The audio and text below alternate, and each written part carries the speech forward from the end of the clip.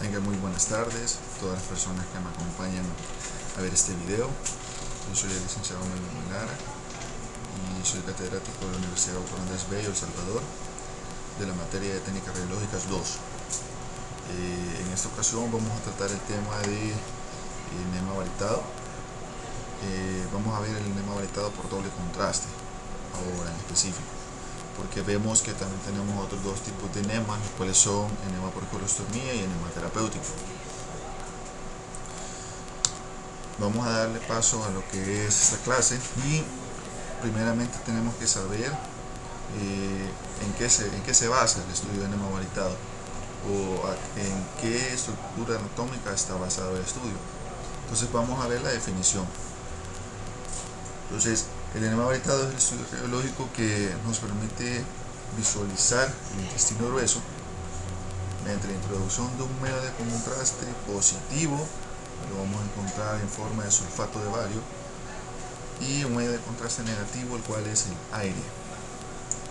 Esto lo vamos a introducir de forma retrógrada a través de una cánula que le colocamos previamente al paciente en el recto, seguido de la adquisición de imágenes radiológicas bajo control fluoroscópico de preferencia, pero también se sabe que se pueden adquirir estas imágenes de forma convencional,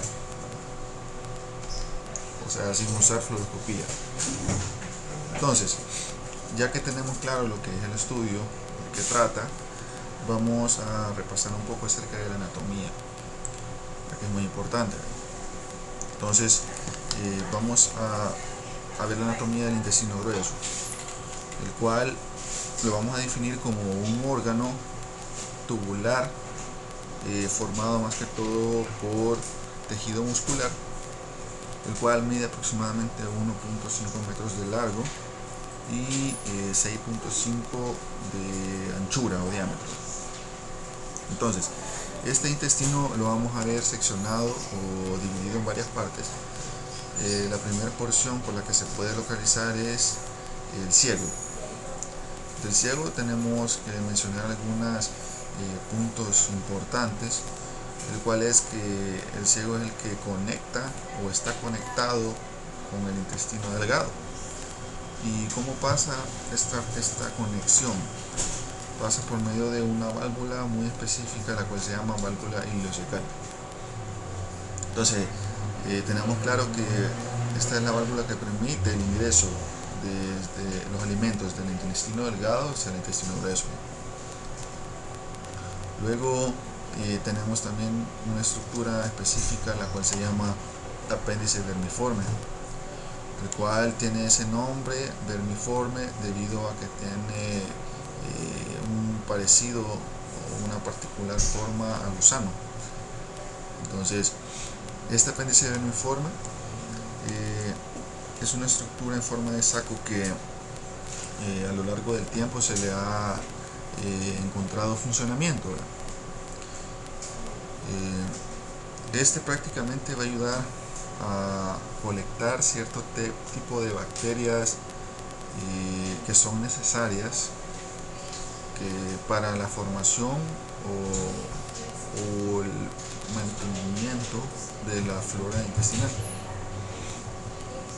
Entonces, el apéndice, por ser una estructura hueca, suele contraer infecciones. Entonces, ahí es donde suele pasar el proceso de apendicitis.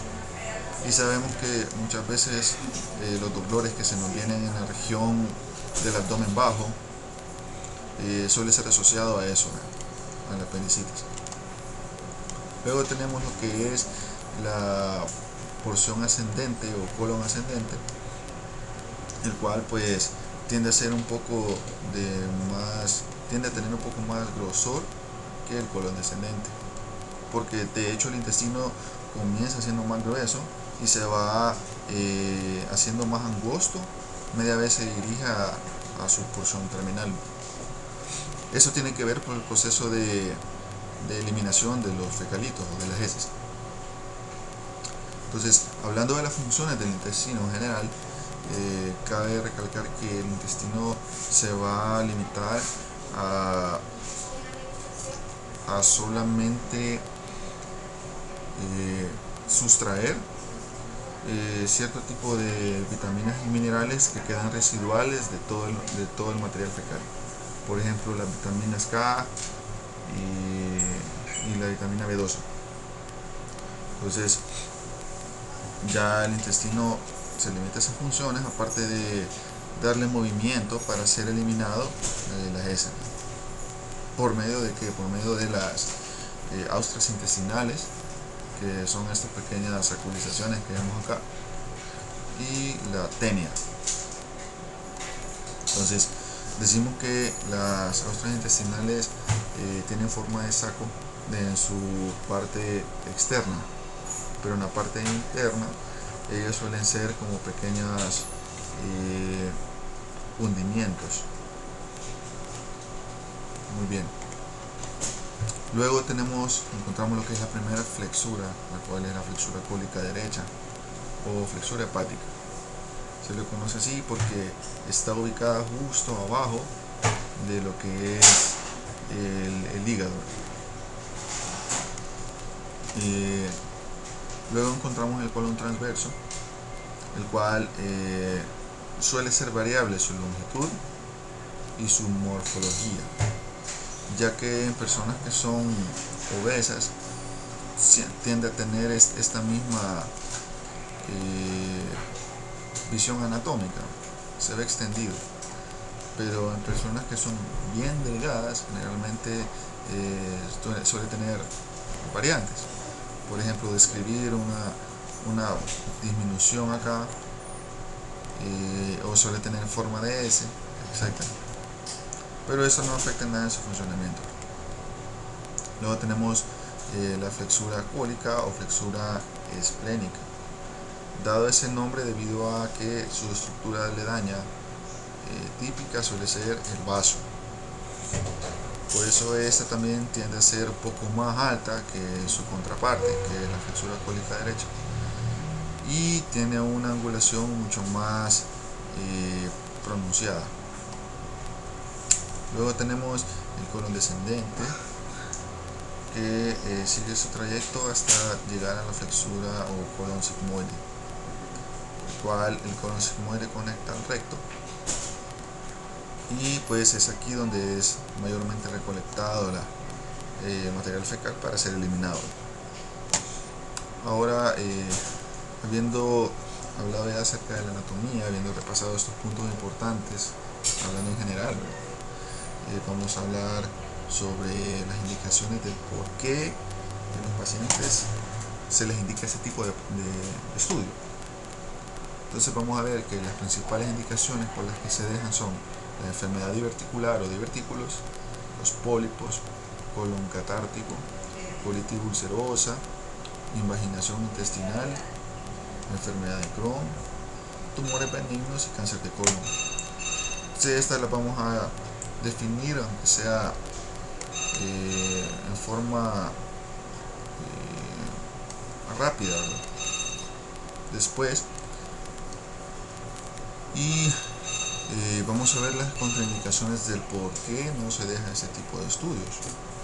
Entonces, tenemos pacientes que tengan sospecha de perforación del intestino, colitis ulcerosa grave, pacientes embarazadas, megacolon tóxico, dolor abdominal intenso, material fecal en el intestino o obstrucción intestinal y cuerpo extraño.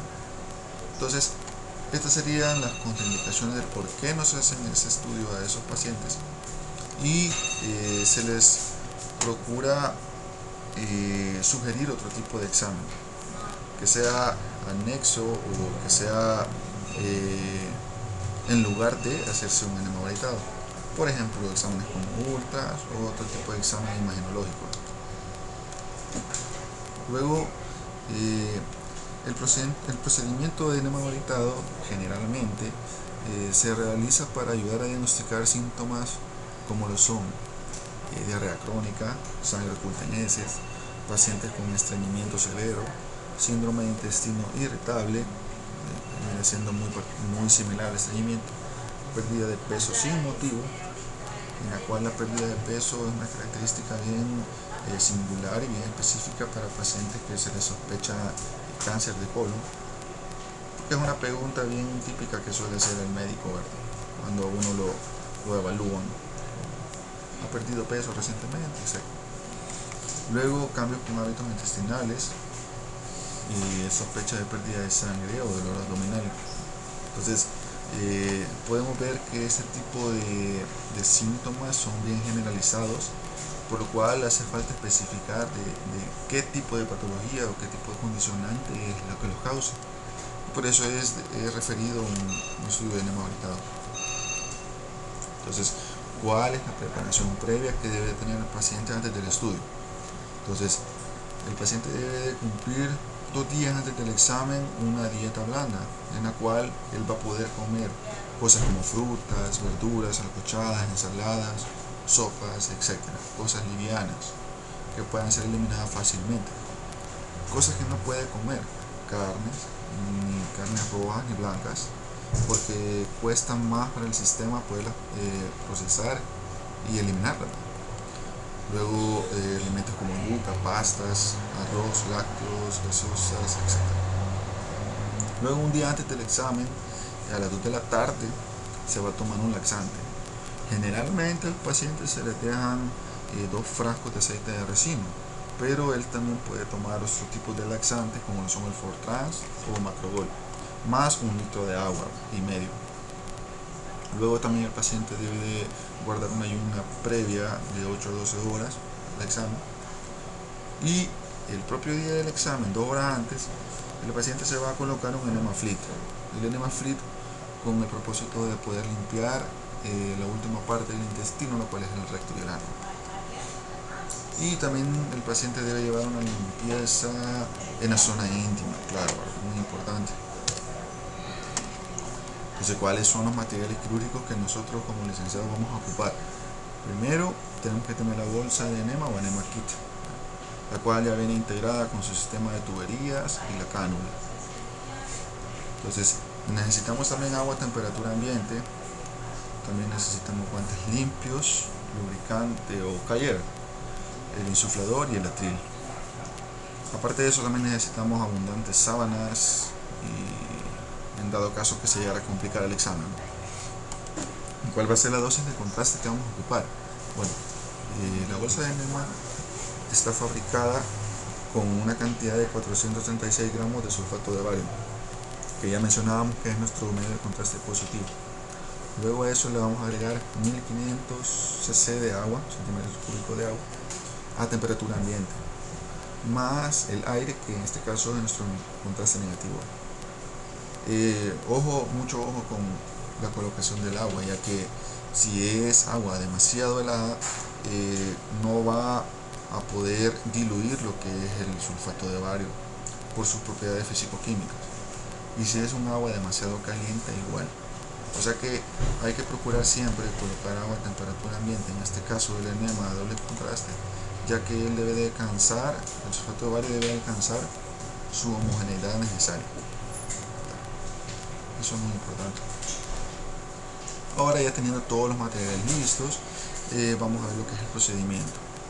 Y así, en modo resumido y un poco rápido poderles explicar, sería que primero se toma la boleta de rayos X y se verifica el por qué se va a realizar el examen. Luego se llama al paciente por nombre completo y se mete al vestidor para que se cambie y se ponga una bata hospitalaria. Luego se pasa al paciente a la mesa de exploración y se le hace la entrevista. La entrevista es típicamente preguntarle si cumplió con la preparación previa, si ya le han hecho antes el estudio, y etc. Luego al paciente que es el entrevistado se le posiciona en decúbito supino o antero posterior en la mesa para poderle tomar la primera radiografía preliminar. Cuando vamos a revelar la radiografía, vemos que el paciente cumple con todos los prerequisitos, se procede a darle las indicaciones de cómo va a ser el estudio. En esto tratamos también de generar un poco de seguridad y de confianza al paciente, más que todo en género masculino, ya que suele ser un poco más traumático y complicado hacerse ese tipo de exámenes porque es invasivo. y por la vía de aplicación. Entonces nosotros tenemos que aplicar ahí todo nuestro criterio ético para poder ganarnos al paciente. Luego colocamos entonces al paciente, ya después de haberle dado las indicaciones, en posición de Sims.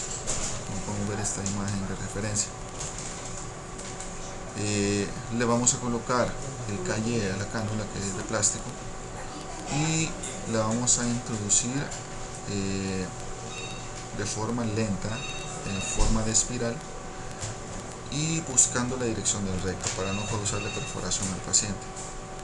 Vamos a insuflar el balón con 25 cc de aire o 15 cc de solución salina para evitar que retorne la cánula. En este caso vamos a colocar al paciente en posición bien lateral, de cúbito lateral verdadero, y vamos a abrir el sello para darle paso al medio de contraste combinado. Luego de haberle introducido 250 cc de contraste, cerramos el sello y tomamos la primera radiografía con contraste único, que sería laterales inmóviles. Luego colocamos al paciente en decúbito supino, rastreamos o tomamos una placa llena de contraste para ver hasta dónde nos ha llegado el material, y cuando ya verificamos que llega el contraste, lo que es el ciego, la primera porción del intestino, podemos cerrar la válvula y tomar la placa, la segunda radiografía con contraste, que sería la AP llena. Luego, cuando ya hemos pintado todo el intestino, volvemos a abrir la válvula, bajamos la bolsa del atril y retornamos ese contraste por efecto de gravedad, aplicando todas las técnicas necesarias para que el contraste no se quede en el intestino, o sea, que retorne a la bolsa. Luego de haber secado todo el contraste, procedemos a introducir aire para tomar la radiografía o la demás rutina con doble contraste, que es la más importante. Entonces, introducimos, generalmente se introducen entre 30 cc de contraste al intestino, por lo cual el paciente va a sentir como flatulencias, como necesidad de evacuar, pero eso es normal. Posterior a tomar toda la rutina y saber que está bien, el examen ha quedado con una gran calidad de diagnóstico, vamos a retirar la cánula poniendo otra vez en posición de Sims al paciente y enviándolo al baño. Descartamos el material contaminado en las bolsas específicas y regresamos al paciente a tomarle la última radiografía, la cual sería la post-evacuación. ¿Cuáles serían las indicaciones posteriores al estudio para el paciente? Que él debe de tomar abundante agua, por lo menos unos 3 litros diarios.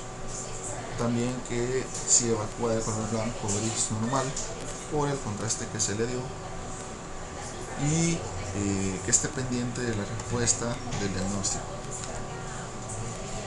Están unas imágenes de referencia de lo que les decía, la bolsa de bario, en este caso usamos bastante la marca Microbar, sistema de tuberías y la cánula. Podemos ver la bolsa ya con agua en su interior y aire, podemos ver el lubricante, todo el demás material que utilizamos. Ahí estamos ya en la realización del procedimiento y aquí están las rutinas radiográficas. Las he dividido ya en específico para ver cómo se toma cada una de las placas que lleva este estudio.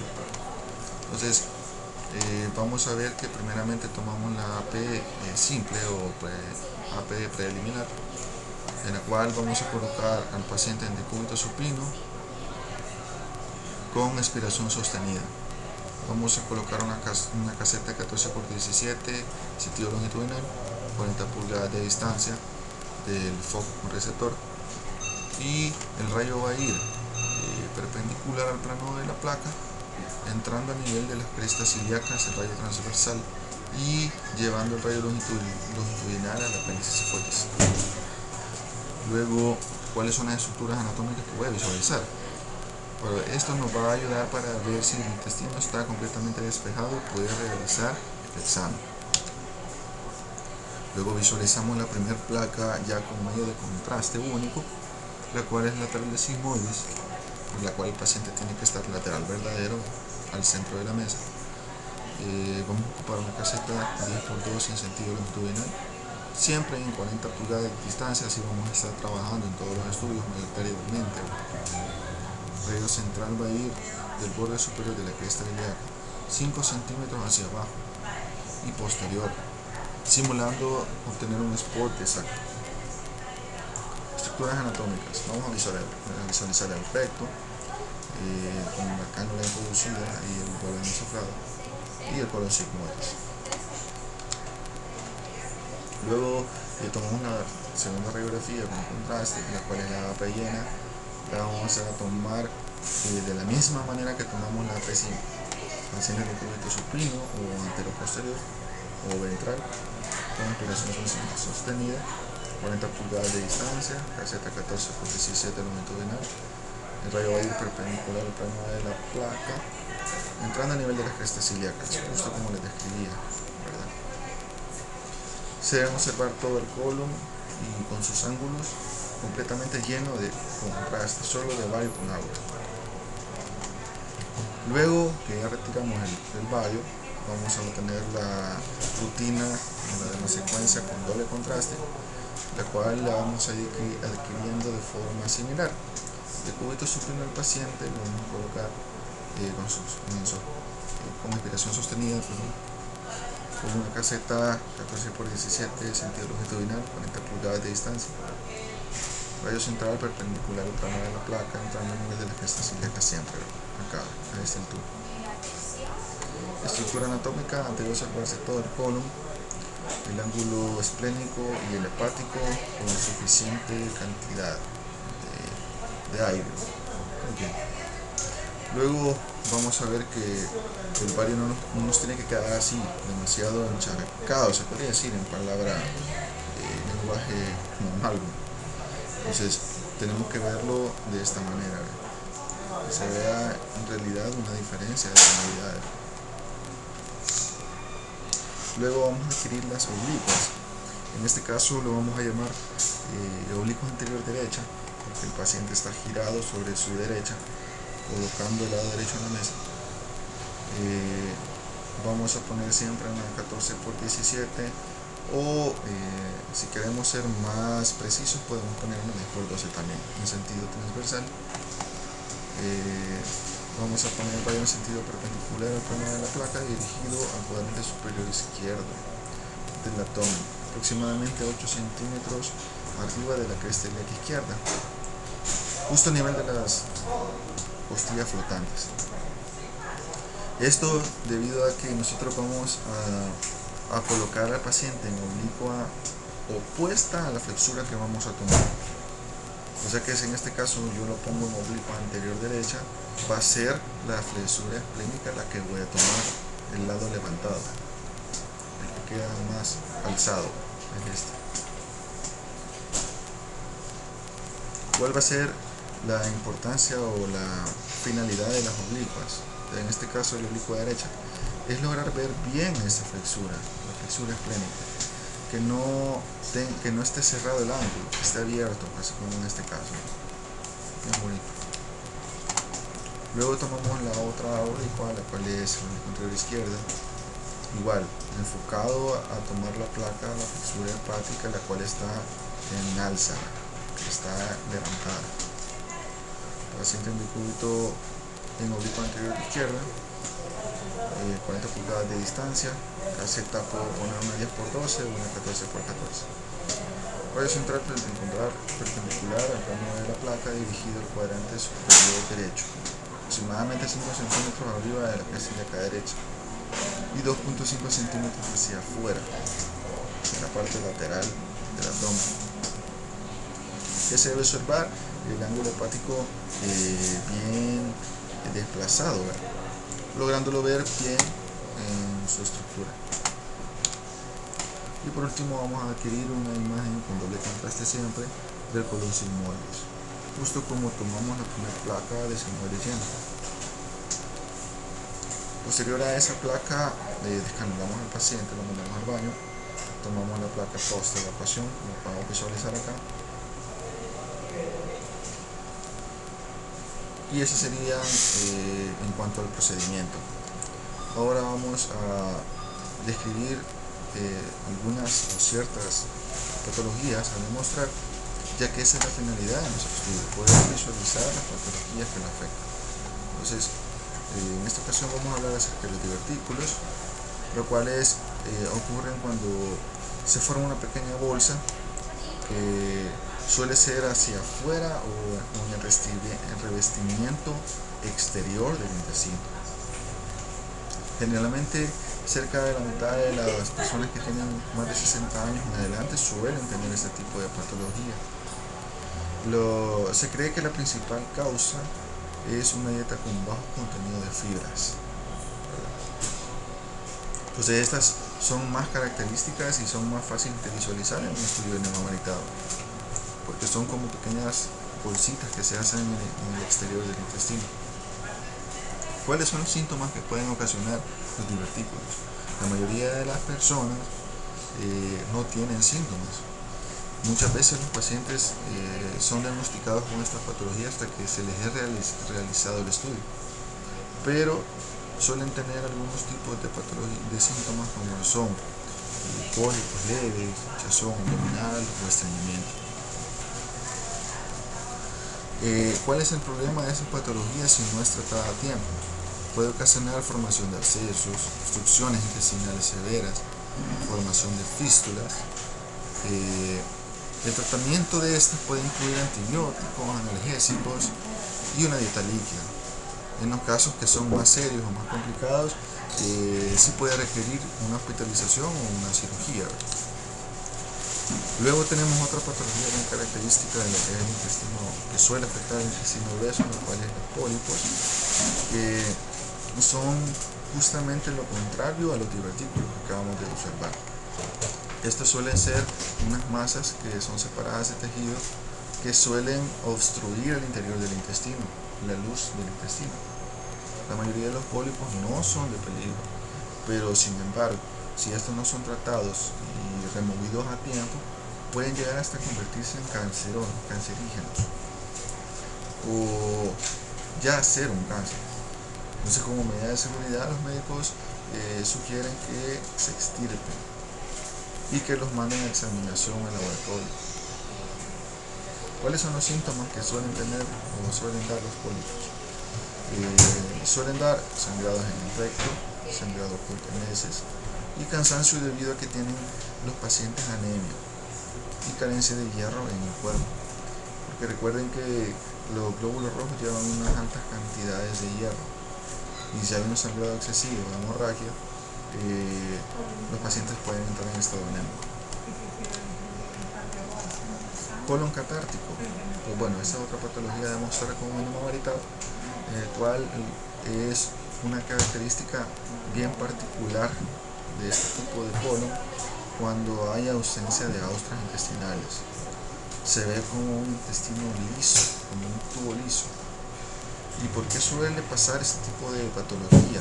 Regularmente por pacientes que usan abusivamente o en exceso laxantes, ya que estas pueden provocar difusiones en la motilidad intestinal como la parálisis. También se le conoce como colon o intestino vago, o síndrome de colon irritable o pancreatitis. ¿Cuáles son las causas? Se presenta en pacientes que usaron purgantes por muchos años. Esto ocasiona comúnmente falta de austras en el ciego, como mencionaba, y en el colon ascendente, sin embargo, se genera en cualquier porción del intestino. También tenemos otra patología muy específica, la cual es la colitis ulcerosa, y que esta es una enfermedad inflamatoria del colon, entonces, y en el recto. Esta característica está caracterizada por la inflamación y ulceración de la pared inferior del intestino. ¿Cuáles son sus síntomas? Los síntomas son típicos, incluyendo diarrea, algunas veces sangre en las heces y con frecuencia dolor abdominal. ¿El que la causa? Suele ser una enfermedad autoinmune.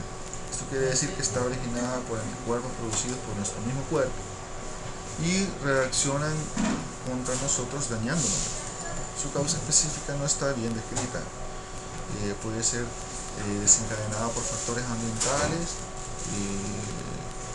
que pueden desarrollar posteriores a una infección intestinal. Y la patología que es más específica o más característica es el cáncer de colon, ya que en esta suele verse una imagen como mordida de manzana en una parte del intestino. Entonces, este del colon, el cáncer, recordemos que es una enfermedad que se desarrolla debido a que la mucosa del colon contenía un pólipo existente, por ejemplo, y evoluciona por diferentes causas hasta convertirse en un tumor maligno. Recordemos que los cánceres muchas veces son producidos por proliferación de células malignas en nuestro cuerpo. Entonces el colon junto con el recto, que es la porción final del intestino, son los lugares donde se almacenan las heces, o sea, antes de ser expulsadas al exterior a través del ano. Al encargarse el recto de esta labor, acumula más sustancias de desecho, por lo que puede ser un lugar que suele ser más propenso o más propicio para aparecer un cáncer. ¿Cuáles son los síntomas de un CA de colon? Primeramente, el cáncer colorectal tiene una larga evolución y un síntoma puede variar dependiendo de la localización del tumor en el intestino grueso. Los más comunes suelen ser cambios en el ritmo intestinal, pérdida de peso drástica e inexplicable, sangre oculta en heces, dolores intensos abdominales y antecedentes familiares. ¿Cuáles son las causas? Bueno, primeramente la edad, factores hereditarios, historial médico y nuestro estilo de vida, el consumo diario de alimentos. Esto sería todo por esta tarde en esta clase. Espero que les ayude de mucho y espero que se suscriban a mi canal, ya que estaré subiendo más videos de estudios radiológicos especializados. Muchas gracias por su atención. Bendiciones.